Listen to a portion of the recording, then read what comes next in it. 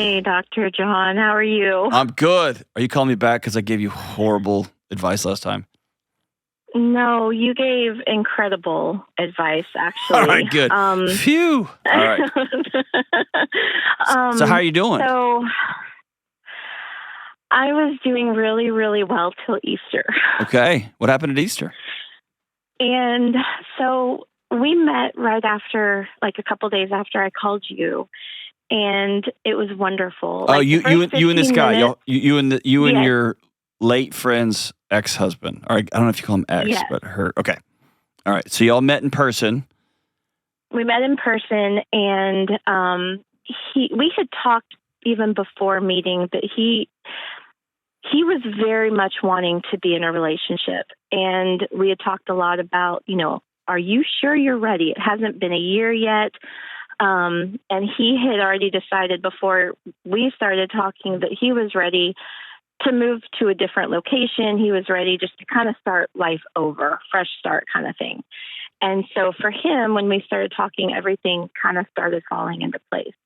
And I was very hesitant because even when we lived in the same area and our families would do stuff together, I never really considered him a friend, just because I didn't talk to him very much. So anyhow, we met, and the first 15 minutes were so awkward. Like, it was so funny. We laughed so much because we just put it all on the table, like you said. And it was like, well, the last time we saw each other, we were both married, and, it was just, it was fun.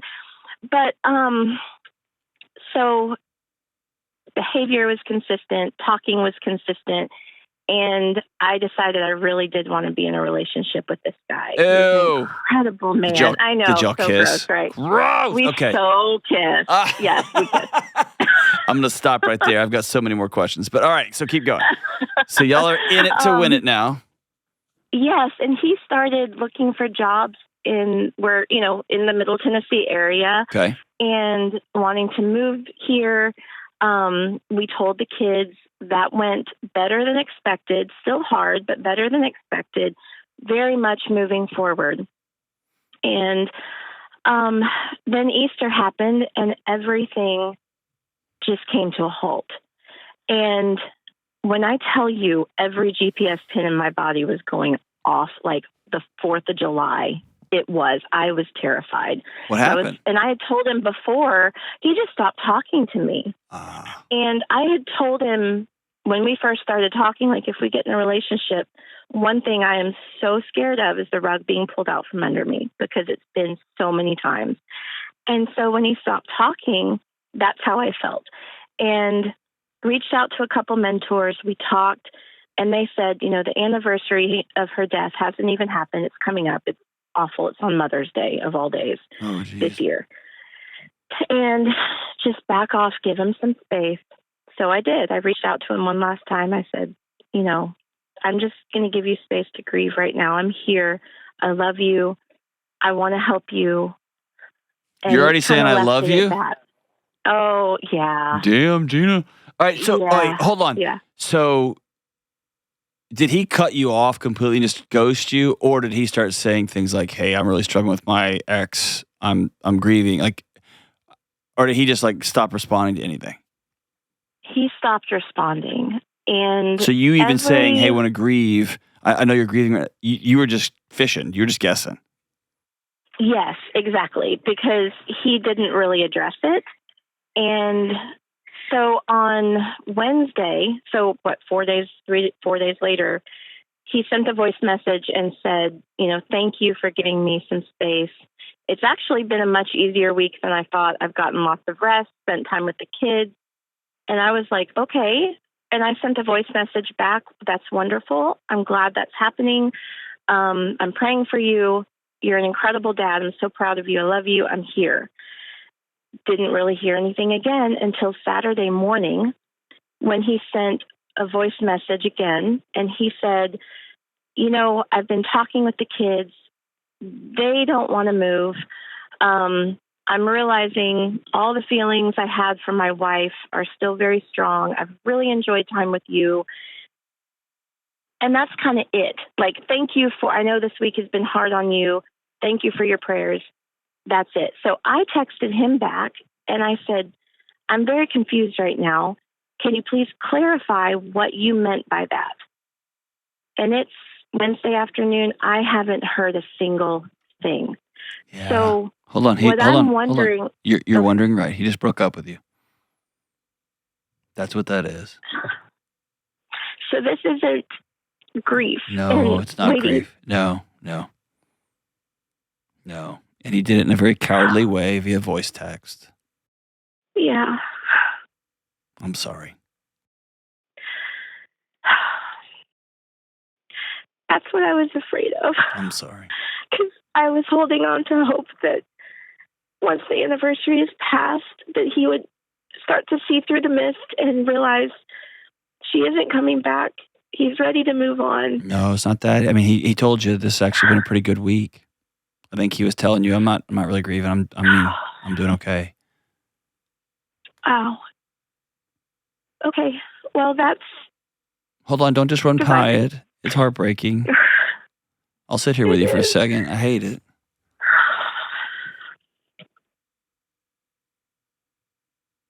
Yeah, it really, really hurts. Yeah.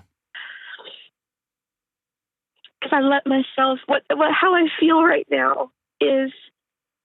and I know it's only been 4 months, but he built this home for me. And he put me inside of it and said, you're loved, you're safe here. And then he set it on fire and walked away. And I have to clean it all up. Yeah. But I was hoping this whole time I was wrong. Yeah. There's another way to look at it. Could you hear another way to look at it, or are you hurting pretty bad right now? No, I can hear. It might also be that he built a house, invited you in, and y'all had a great 4 months. And in his own awkward, cowardly way, he said, "Hey, I'm going to be done now." Mm-hmm. But nothing's on fire. You're sad. Your heart's broken. But you may have proved to yourself that you can love again. You may have proven to yourself that you're a little bit stronger and more courageous and brave than you thought you were. You may have been affirmed that, yeah, I'm a good kisser. Maybe not. Oh, yeah. No, totally. Sorry, I'm trying to laugh here. No. Don't, you just do whatever you want. But I'm just saying, like, it. Yeah. I don't want you in the pain of a heartbreak to just burn the whole thing down, because even just you retelling it just now, it sounds like there was some good in there. And if you found out that he was sleeping with somebody else, or he's actually married, then yes, he burned the whole thing down. But I don't want to beat somebody up for giving it a go for 4 months and just saying, like, you're just not the one for me moving forward. Or maybe you're not the one for me right now. It's hard to hear, but I don't want to beat somebody up for that. You know what I mean? No, that's fair. I just wish he'd been more direct. Yeah. I mean, it's a very cowardly way to end it, for real. It reminds me of one of my students that walked inside one time with one of my graduate students that was told via text message that his spouse was divorcing. Mm. And it was like, I couldn't believe it. I was like, what are you talking about? But yeah, it no matter what kind of throes of grief you are in, the person that you're exclusive with is worth a phone call. Hey, this is coming up on the week anniversary of my wife and your best friend, her passing. I just need a week. This is a lot for me right now. Mm-hmm. Right? I need 2 weeks. I need 30 days. Like, whatever. Like, you don't just starve somebody of relationship. Like, that's just cruel. Yeah. You especially don't break up with somebody via voice text. Come on. You know what I mean? And also, I want to give some compassion. It's the week his wife of her anniversary, and probably his kids are giving him hell, and who knows what's going on. Exactly. And I can't imagine what they're going through. And so my heart's breaking for them on that front as well. And I don't know, it's just hard getting to be so close to someone and walking through that grief with them, because that's how our whole friendship started, really. Yeah. And then to be when the rubber really hits the road, I'm just shoved off to the side. Not even really an afterthought. Maybe. You may not be able to sleep right now. Again, all these are stories you're telling yourself. And you can tell yourself stories that make you mad and keep you up late at night. You can tell yourself stories that help you sleep. But just remember, you get to, because he's absent, because he's quiet, you get to be the author of the stories you tell yourself. Mm. And because of Okay. that, I would choose to tell myself the most compassionate version of the stories. That way, I don't get an aneurysm on somebody else's behalf. Mm-hmm. Should I give him a little bit, like if he were to reach out in 3 or 4 weeks, should I kind of leave my heart open a little bit for that? Or should I just... I mean, me and my wife broke up 5 times. So, that's just me. And that's not everybody. And we've been together for a quarter century. So, I mean, I don't know if it's a matter of should I keep... I want to live my life wholehearted all the time. Mm-hmm. And that means I'm going to have some above average, wild, fantastic, amazing experiences. And that means I'm going to get hurt more than the average person. And when I do get hurt, it's going to hurt real bad. That's just a choice I have made because I'm a normally closed off kind of guy. And I realized I'm missing out. I'm not protecting myself from bad stuff, but I am missing out on the good stuff. And I just want to live like that. Exactly. And so in 4 months, let's be honest, if you get a voice message from him and he says, I'm the worst, can we talk tonight? Your heart will race out of your chest. Mm-hmm. Right? And you might be dating somebody. Yeah. You might be dating somebody else. Somebody with a mustache who's way hotter. I'm just kidding. I don't know if you have a mustache. But like you may be, or you may not have, your heart may not beat out of your chest at all. And you may realize, oh, that was just a highly charged, emotional 4 months that was kind of awesome and heartbreaking. And now I'm on to the rest of my life. So I wouldn't prejudge or pre-guess what's going to happen. I would let your gut and your heart be your guide in 4 months or 2 months, whatever. I'm almost guaranteeing you he's going to call you at some point. Mm. Because I think if he was a person that lacked so much integrity and character to just completely ghost you via voice text forever, I think you would have known that on the front end.